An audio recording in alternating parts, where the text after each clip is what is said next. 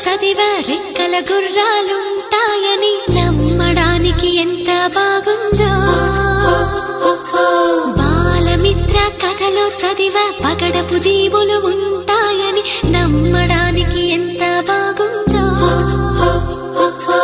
నా కోసం రెక్కల గుర్రం ఎక్కి వస్తావని పగడపు దీవికి నువ్వే నన్ను తీసుకెళ్తావని ఇక ఏనాటికి అక్కడే మనము ఉంటామని నమ్మడానికి ఎంత బాగుందో.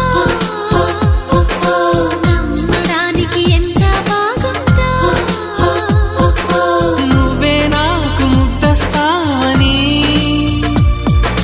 నేనే నీకు ముద్దిస్తానని నమ్మడానికి ఎంత బాగుందో. నమ్మడానికి ఎంత బాగుందో.